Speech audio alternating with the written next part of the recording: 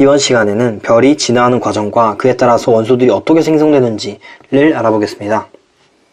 일단은 철보다 가벼운 원소들이 생성되는 과정에 대해서 알아볼 건데요. 첫 번째로 질량이 태양 정도인 별에 대해서 알아볼 건데요. 결론부터 말하자면은 핵융합 반응이 일어나면서 산소랑 탄소까지 생성이 된다라고 합니다. 더 이상 무거운 물질이 생기지 않고 산소랑 탄소까지 생성된다. 일단 지난 시간에 별의 탄생에 대해서 배워서 주계열성이 생겼다까지는 알죠. 그래서 이 주계열성을 다시 한번 짚고 넘어갈 건데요. 일단 이 주계열성의 중심부의 온도가 어느 정도였었죠? 바로 중심부의 온도가 1000만 K 이상이었죠.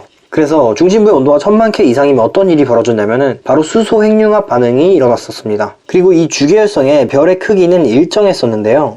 그 까닭이 뭐였냐면 바로 내부 압력과 중력이 같기 때문이었죠. 그런데 이 내부 압력은 어떤 힘이었냐면은 여기 왼쪽 그림을 보면은 수소 핵융합 반응에 의해서 막 에너지가 분출하는 힘이었어요. 그리고 이 중력은 어떤 힘이냐면은 별이 질량이 있기 때문에 중심부로 막 수축하려는 힘이었죠. 그런데 이 내부 압력과 중력의 힘이 같기 때문에 별의 크기가 일정하다라고 우리가 배웠었죠. 그래서 이제는 주계열성 이후에 어떤 일이 벌어지는지를 한번 알아볼 거예요. 일단 중심부에서 수소 핵융합 반응이 계속 일어나는데 이게 다 고갈이 되는 타이밍이 와요. 그렇게 되면은 중심부에서 핵융합 반응을 중단하겠죠. 그러면 내부 압력이 굉장히 작아질 거예요. 왜냐면 이 내부 압력은 수소 핵융합 반응에 의해서 막 바깥으로 퍼져나가는 힘이었는데 수소 핵융합 반응을 이제 더 이상 안 하니까 내부 압력은 작아지는 거죠. 그러면 이제 어떤 일이 일어나는지 한번 같이 봐볼게요. 이제 중심부에서는 중력 수축을 하게 됩니다.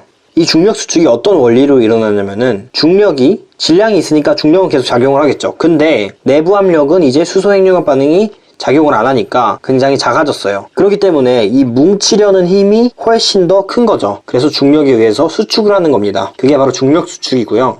그리고 중력 수축을 하게 되면 에너지가 막 가운데로 쏠리겠죠. 그래서 온도가 상승하는 효과가 있어요. 그래서 이게 온도 상승이 지속되고 만약에 1억 K 이상이 되었다.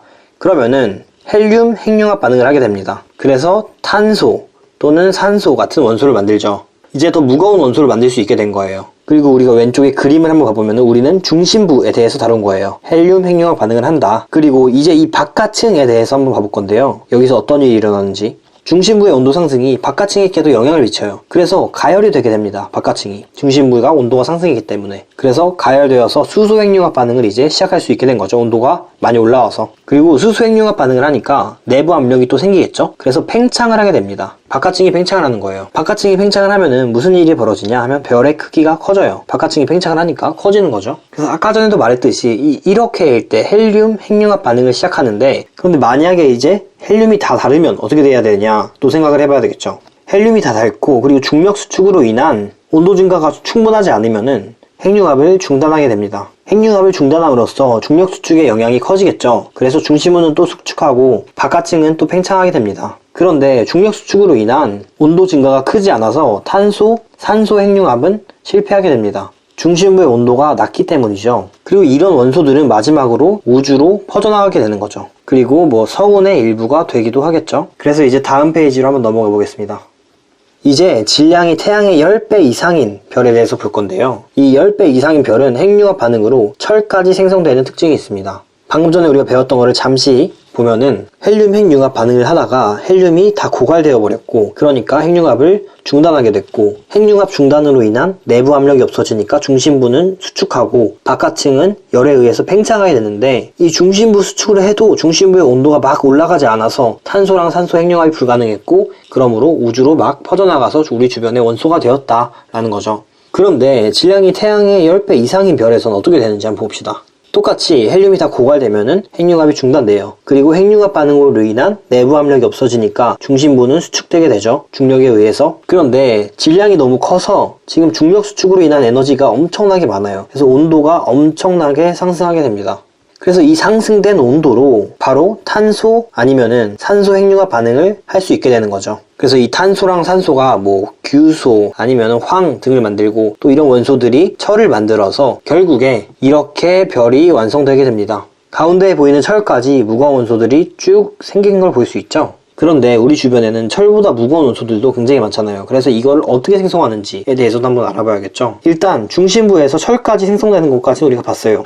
그리고 철까지 생성된 후에는 이 철이라는 원소가 굉장히 안정된 원소여서 더 이상 다른 무거운 원소로 생성되지 않습니다. 이 내용도 알아둬야 할 포인트니까 잘 기억해 두시고요. 어쨌든 이 중심부에서 철까지 생성이 된 후에는 또 내부 압력이 없으니까 엄청나게 급격히 중력 수축을 합니다. 그런데 급격히 수축을 하다가 폭발을 해버립니다.